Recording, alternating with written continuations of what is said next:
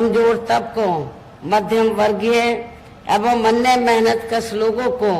जो इन्हें अच्छे दिन दिखाने के असंख्य प्रलोभन भरे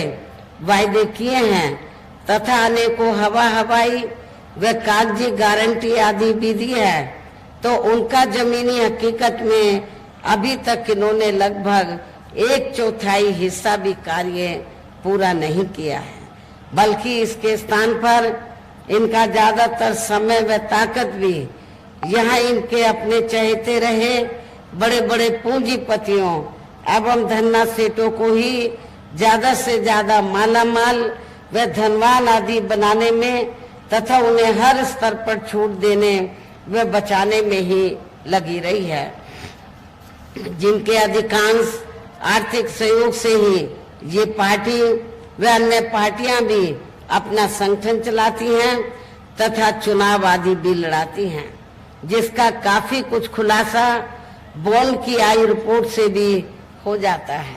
इस संबंध में वैसे आप लोगों को ये मालूम है कि अभी कुछ दिन पहले माननीय सुप्रीम कोर्ट ने बॉन्ड के मामले में जो रिपोर्ट उजागर की है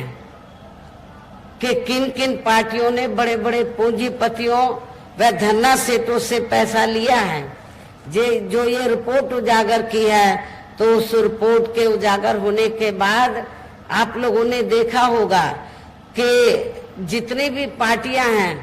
तो सभी पार्टियों ने तो बॉन्ड के जरिए तो बड़े बड़े पूंजीपतियों व धन्ना सेठों से पैसा लिया है, लेकिन पूरे देश में बहुजन समाज पार्टी ही अकेली एक ऐसी पार्टी है जिसने बॉन्ड के जरिए किसी भी पूंजीपति से पैसा नहीं लिया है। और आप लोगों को ये मालूम है कि हमारी पार्टी मेंबरशिप के जरिए मेरे जन्मदिन के मौके पर आपसे थोड़ा आर्थिक सहयोग लेकर या थोड़ा और चंदा इकट्ठा करके तो अपने संगठन को चलाती है और चुनाव आदि भी लड़ाती है। दूसरी पार्टियों की तरह बड़े बड़े पूंजीपतियों व धन्ना सेठों से पैसा आदि नहीं लेती है। इसके साथ ही अब ऐसा लगता है कि कांग्रेस पार्टी की तरह ही बीजेपी ने भी केंद्र की तमाम सरकारी जांच एजेंसियों का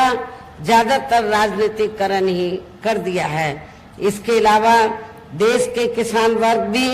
वर्तमान बीजेपी की सरकार में शुरू से ही अपनी विभिन्न समस्याओं को लेकर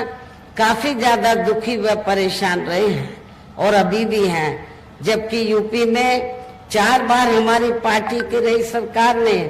इनके हितों का भी हर स्तर पर विशेष ध्यान रखा है। हमने अपनी चारों हुकूमतों में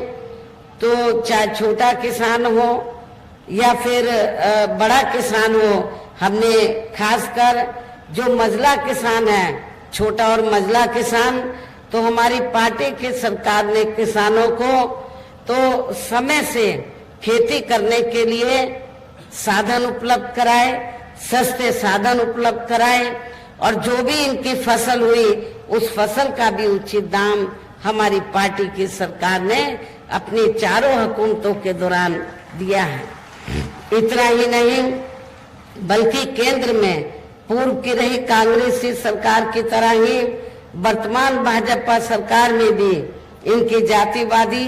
हीन, सांप्रदायिक एवं पूंजीवादी सोच व नीतियों के चलते ही पूरे देश में सर्व समाज में से खासकर गरीबों, दलितों, आदिवासियों, पिछड़े वर्गों, मुस्लिम एवं अन्य धार्मिक अल्पसंख्यक समाज के लोगों का भी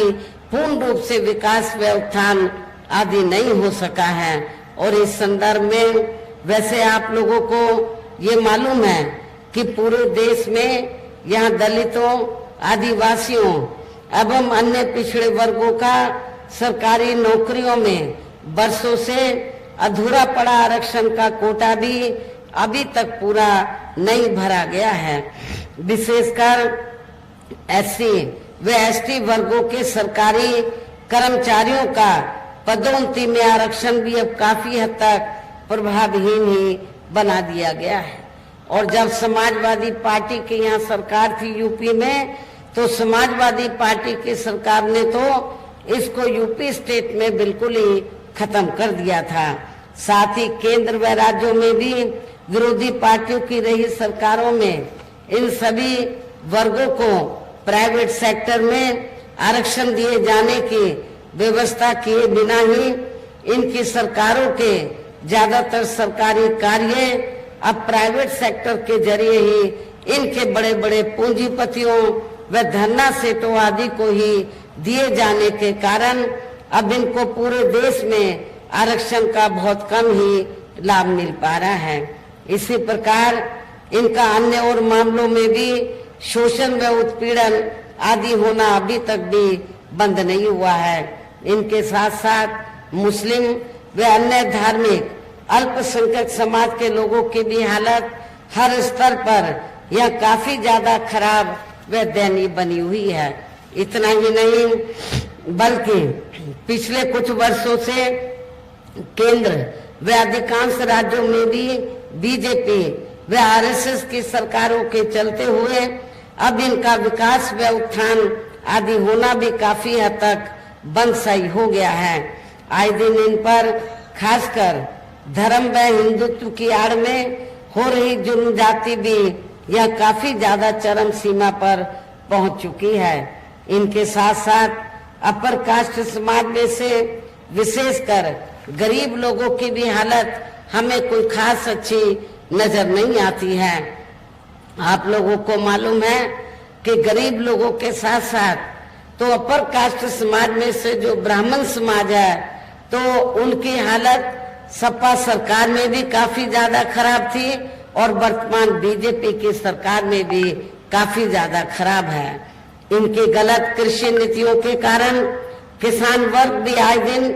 आंदोलित ही रहता है। साथ ही इनकी गलत आर्थिक नीतियों की वजह से देश की अर्थव्यवस्था पर भी इसका काफी बुरा प्रभाव पड़ रहा है, जिससे यहाँ विशेषकर छोटे एवं मध्यम वर्गीय व्यापारी वर्ग भी काफी ज्यादा दुखी व परेशान हैं। और अब केंद्र में पूर्व की रही सरकारों की तरह ही वर्तमान भाजपा सरकार में भी या पूरे देश में गरीबी, बेरोजगारी एवं महंगाई आदि भी लगातार काफी ज्यादा बढ़ रही है। देश में हर स्तर पर फैला भ्रष्टाचार भी अभी तक खत्म नहीं हुआ है। ऐसे में अब आप लोगों को देश में हो रहे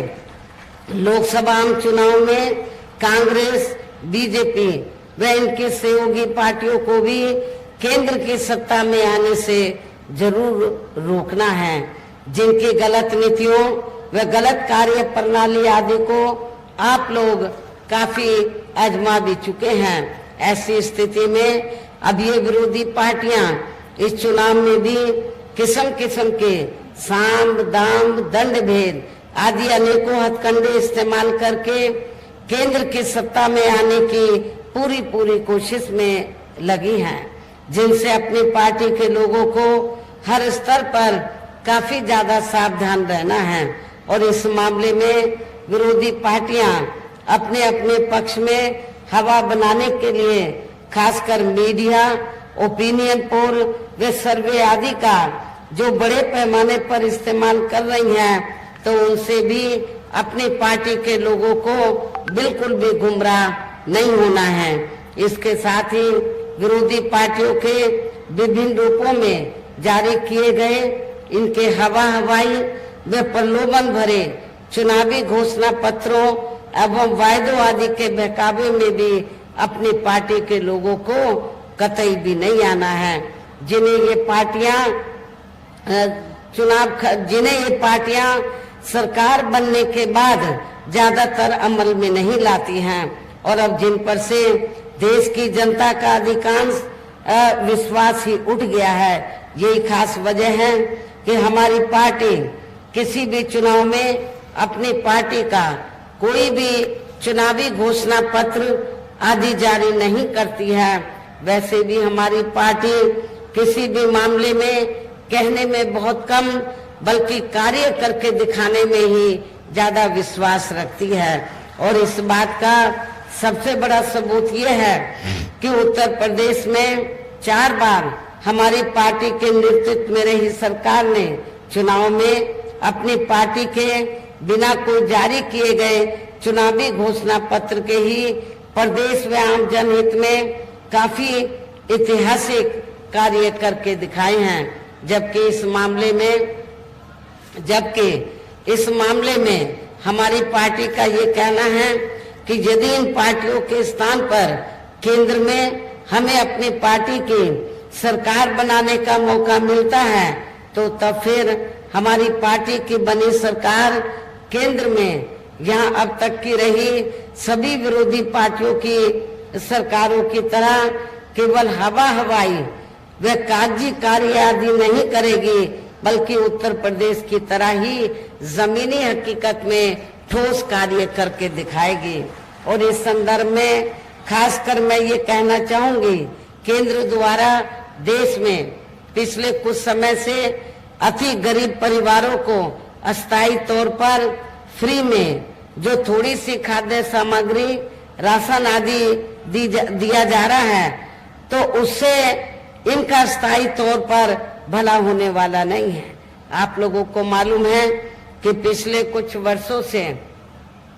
तो जब भी चुनाव आता है असेंबली का और पार्लियामेंट का, तो केंद्र की सरकार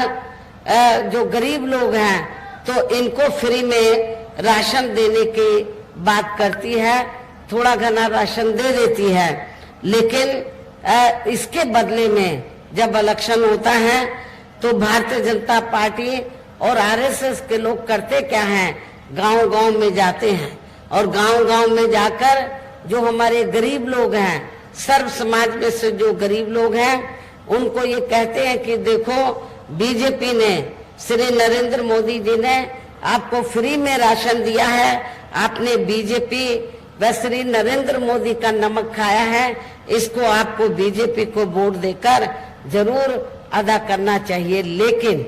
मैं आप लोगों को ये बताना चाहती हूँ, इसमें रत्ती भर भी सच्चाई नहीं है, क्योंकि आप लोगों को जो फ्री में राशन दिया जा रहा है ये बीजेपी की मेहरबानी नहीं है, श्री नरेंद्र मोदी जी की मेहरबानी नहीं है। ये अपने जेब से आप लोगों को फ्री में राशन नहीं दे रहे हैं, बल्कि जो टैक्स से आपका पैसा जमा होता है, जनता का पैसा जमा होता है, उस टैक्स के पैसे से ही आप लोगों को फ्री में राशन दिया जाता है। इसलिए आप लोग जो है उनका नमक नहीं खा रहे हैं, अपने टैक्स का नमक खा रहे हैं। इसलिए आप लोगों को इनके बहकावे में कतई भी नहीं आना है। और वैसे भी इनकी ये जटिल समस्या, गरीब लोगों की ये जटिल समस्या देश में हर हाथ को काम देने से ही केवल दूर हो सकती है, जिसकी तरफ हमारी पार्टी की बनी सरकार विशेष ध्यान देगी। साथ ही देश में पिछले कुछ वर्षों से आए दिन बढ़ रही गरीबी, बेरोजगारी व महंगाई आदि से भी जनता बहुत ज्यादा दुखी व परेशान है, जिसे भी आर्थिक नीतियों में तब्दीली करके जरूर दूर किया जाएगा। धर्म की आड़ में, हिंदुत्व की आड़ में पिछले कुछ वर्षों से खासकर मुस्लिम समाज के लोगों का द्वेष की भावना से जो इनका काफी ज्यादा शोषण व उत्पीड़न आदि किया जा रहा है, तो उसे भी जरूर रोका जाएगा। और ये सब हमने अपने यूपी की रही सरकार में करके भी दिखाया है। जब 4 बार मेरी हुकूमत बनी तो हमने अपनी हुकूमत के दौरान कोई भी हिंदू मुस्लिम दंगा फिसाद नहीं होने दिया है। इसके अलावा हमने यूपी में सर्व समाज में से गरीब एवं बेरोजगार लोगों को बेरोजगारी भत्ता आदि न देकर उन्हें बड़ी तादाद में रोटी रोजी के साधन भी उपलब्ध कराए हैं, जो अब ये कार्य भी अधिकांश ठंडे ही पड़े हैं, जिनकी फिर केंद्र में सरकार बनने पर हमारी पार्टी की केंद्र में सरकार बनने पर फिर प्राथमिकता दी जाएगी। कहने का तात्पर्य ये है, देश में इस समय हो रहे लोकसभा चुनाव में विरोधी पार्टियों के जारी किए गए इनके हवाई व प्रलोभन भरे चुनावी घोषणा पत्रों आदि के बहकावे में अब यह खासकर देश के अति गरीबों, मजदूरों, बेरोजगारों एवं अन्य मेहनतकश लोगों को